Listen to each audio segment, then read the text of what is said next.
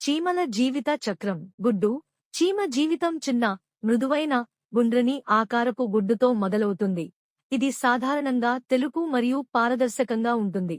కాలనీలోని అన్ని గుడ్లను రాణి చీమ పెడుతుంది. ఫలదీకరణం చెందిన గుడ్లు ఆడ చీమలుగా, రాణులు, కార్మికులు లేదా సైనికులు అభివృద్ధి చెందుతాయి. అయితే ఫలదీకరణం చెందని గుడ్లు మగ చీమలుగా మారతాయి. జాతి మరియు పర్యావరణ పరిస్థితులపై ఆధారపడి గుడ్లు సాధారణంగా 7 నుండి 14 రోజులలో పొదగబడతాయి. లార్వా. గుడ్డు నుండి కాళ్లు లేని, గుడ్డి, పురుగు లాంటి లార్వా బయటపడుతుంది. లార్వాలు ప్రాథమికంగా తినే యంత్రాలు మరియు వాటికి ఆహారం అందించడానికి పూర్తిగా వయోజన కార్మికులపై ఆధారపడి ఉంటాయి. కార్మికులు తరచుగా ఆహారాన్ని తిరిగి తీసుకువచ్చి లార్వాలకు తినిపిస్తారు. అవి పెరిగే కొద్దీ లార్వాలు వాటి పెరుగుతున్న పరిమాణానికి అనుగుణంగా అనేక సార్లు చర్మాన్ని విడిచిపెడతాయి. మోల్టింగ్. ఇది చీమ యొక్క భవిష్యత్తు పాత్రను నిర్ణయించడంలో కీలకమైన దశ. ఎక్కువ ఆహారం పొందే లార్వాలు రాణులుగా అభివృద్ధి చెందుతాయి. ప్యూపా. లార్వా తగినంతగా పెరిగిన తర్వాత అది ప్యూపాగా మారుతుంది. ఈ విశ్రాంతి మరియు పునర్వ్యవస్థీకరణ దశలో ప్యూపా ఒక వయోజన చీమను పోలి ఉంటుంది. అయినప్పటికీ ఇది సాధారణంగా లేత రంగులో ఉంటుంది, తెలుపు రంగులో మొదలై క్రమంగా ముదురుతుంది.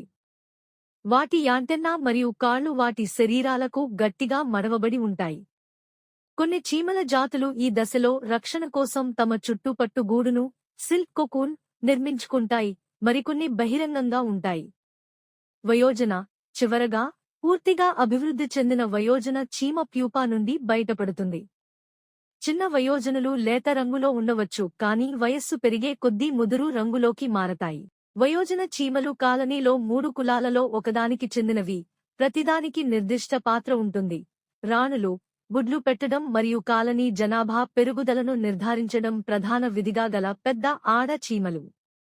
అవి చాలా సంవత్సరాలు, దశాబ్దాలు కూడా జీవించగలవు. కార్మికులు. గుడ్లు పెట్టని రెక్కలు లేని ఆడ చీమలు.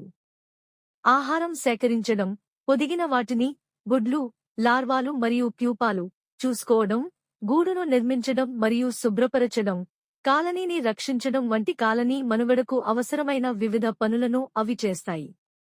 వాటి ఆయుర్దాయం సాధారణంగా కొన్ని నెలలు ఉంటుంది.